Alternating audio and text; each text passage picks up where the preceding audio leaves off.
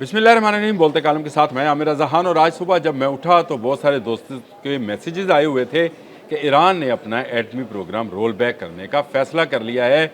और इसमें वो तो जो दे रहे थे तफसील, उसके मुताबिक गार्डियन जो कि एक ब्रिटिश अखबार है, उसके अंदर ईरानी वज़ीर ख़ारजा सैयद अब्बास अराग़ची जो है, उनके एक मज़मून का हवाला था जिसमें उन्होंने फ़्रांस, बरतानिया और जर्मनी को ये कहा था कि अगर उनके उनके ऊपर से पाबंदियाँ हटा ली जाएँ तो वो एटमी प्रोग्राम को किसी हद तक जो है रोक सकते हैं। यानी यूरेनियम की अफसरदगी जो है उसको उस हद तक नहीं लेके जाएंगे। वो आपको पता है कि 90% से ऊपर जाए तो उससे एटमी असला बन सकता है, उस तक नहीं लेकर जाएंगे। और उसके बाद एक शोर गोगा है, एक हर तरफ खलबली सी मची है, सारे इस गार्डियन के इस मजमून को लेकर दौड़ रहे हैं।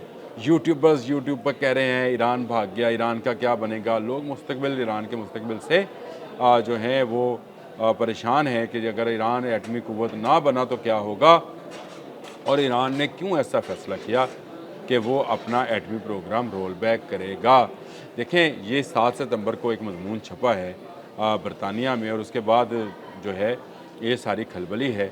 लेकिन किसी ने ये नहीं सोचा, कहा यह गया और भागो भागो चोर आपकी कान ले गया, कुत्ता कान ले गया, कुत्ता कान ले गया। आपने सुना होगा, किसी ने अपने कान पे हाथ नहीं लगाया, कुत्ते के पीछे दौड़ लगा दी।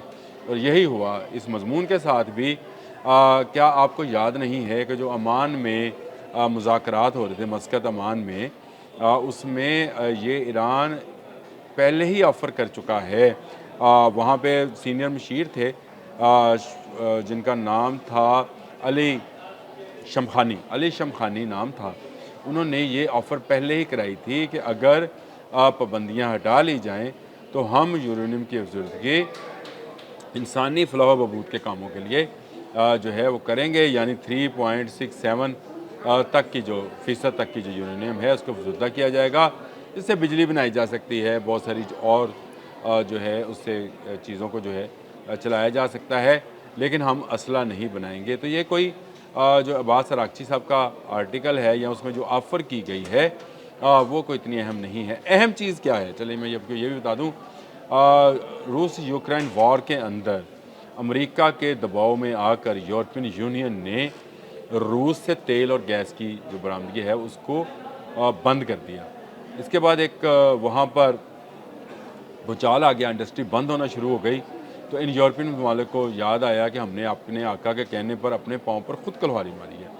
अब रशिया नहीं तो कौन, किसके पास है तेल और गैस? ईरान के पास। तो ईरान हम यूरोप का आसान जो है एक तरसीली निज़ाम सिस्टम जो है वो बना सकता है जहाँ से गैस और तेल जो है दिया जाए। इसके बाद इन तीनों ममालिक ने, जो कि यूरोपियन यूनियन के सबसे बड़े पार्टनर हैं, बरतानिया, फ़्रांस और जर्मनी, इन्होंने ये फ़ैसला किया कि रूस नहीं तो चले ईरान। और उसके बाद ईरान को कहना शुरू किया कि आप अपने यूरेनियम की अफसरदगी जो है उसको 90% तक ना लेकर जाएं, क्योंकि उससे असला बन सकता है, इसलिए आप इसको कम दर्जे पे लेकर आएँ। अच्छा, ये अब ये 90% वाला वैसे मैं कह रहा हूँ, अगर इसमें कोई कमी बेशी है तो वो उसको देख लीजिएगा, मुझे इससे कोई नहीं है। मुझे तो ये है कि ये यूरोपियन यूनियन के ममालिक जो हैं ये क्यों इतना ईरान के हमदर्द हुए, और अब्बास अराग़ची ने उठाकर उनकी तमाम वो तजावीज़ जिसके तहत तमाम के तमाम एटमी रिएक्टर जो थे ईरान को बंद करने थे और मुआयना टीम्स के लिए खोलने थे, उनके उस इरादे को खाक में मिला दिया है सिर्फ गार्डियन के इस एक मज़मून के साथ। जी हाँ, उसमें साफ लफ्ज़ों में लिखा है कि कोई रोल बैक नहीं होगा, यूरेनियम की अफसरदगी भी जारी रहेगी, एटमी रिएक्टर भी काम करते रहेंगे, आपको मुआयना भी करा दिया जाएगा, लेकिन आप इसके साथ साथ हमसे पाबंदियाँ उठाएं। और ये पहली मरतबा नहीं था, मैं आपको इसका हवाला दे चुका हूँ कि जो मई 2025 में मस्कत में मुज़ाकरात हुए थे अमान में, उसमें भी ये ऐसा ही मामला था कि ईरान ने जो है ऑफ़र की थी कि अगर उससे पाबंदियाँ हटाई जाएँ तो वो असला बनाने यानी बम बनाने तक के, जो मिज़ाइल बम, एटमी मिज़ाइल बनाने तक नहीं जाएगा। असल में ईरान ने तमाम दुनिया को उस वक्त हैरत में मुब्तला कर दिया, या उसको शॉकिंग कर दिया जब उसने इज़राइल को पलटकर जवाब दिया।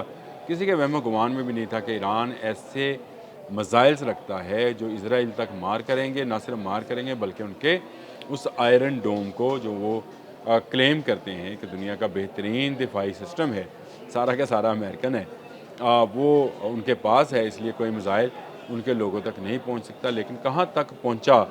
उनके प्राइम मिनिस्टर के घर तक ये मिसाइल पहुंचे और ये मिसाइल ईरान से उड़े और जाकर तबाह किया। अगर उस वक्त अमेरिका इज़राइल की मदद को ना आता, अपने B-52 बम्बार के साथ ईरानी जो है न्यूक्लियर रिएक्टर्स उनके गेट्स पर वो बम ना गिराता, तो शायद आज इज़राइल का नामो निशान ईरान ने मिटा देना था।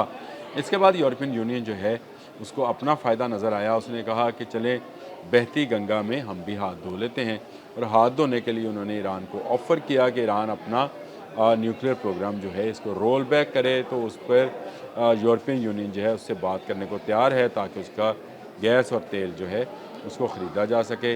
लेकिन ईरान की क़यादत जो है उसने बड़ा ही वाइज डिसीजन लिया हुआ है इस मामले में। वो कहते हैं जी एटमी रिएक्टर हम बंद नहीं करेंगे, खूबसूरती रोक देते हैं, और जो हम मफरूज़ा कर चुके हैं उसको भी हम डिस्कार्ड करने को तैयार हैं।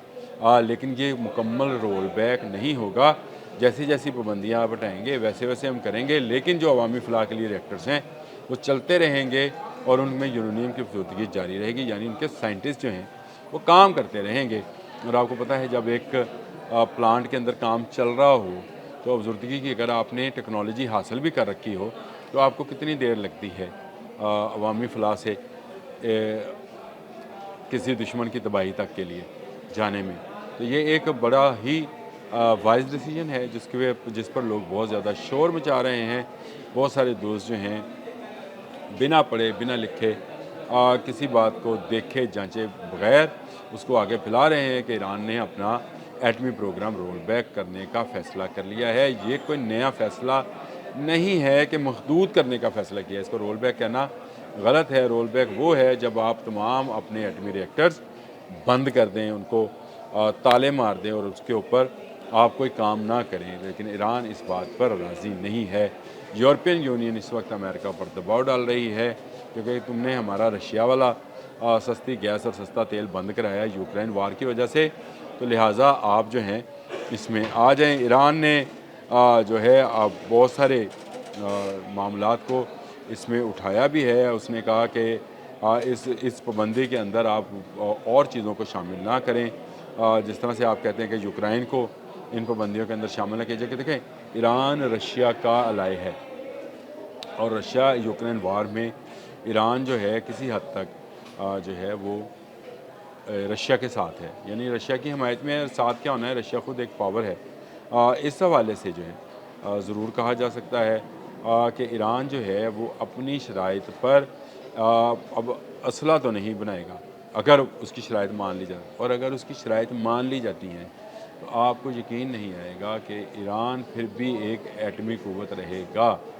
हाँ जी हाँ, ईरान जो है खुलकर अपनी एक्सपोर्ट करेगा। वो चीन, रशिया या जिस मुल्क को भी, यूरोप को देना चाहेगा देगा। दौलत की रेल पेल होगी और ये दौलत की रेल पेल जो है उसको ऐसे मज़ीद हथियार बनाने के जो इसराइल और अमेरिका तक मार कर सकते हैं इजाज़त देगी।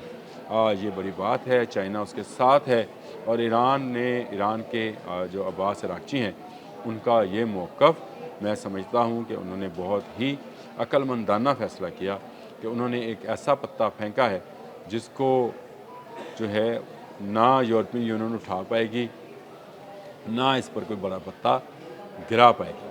अब तक के लिए इतना ही। अल्लाह।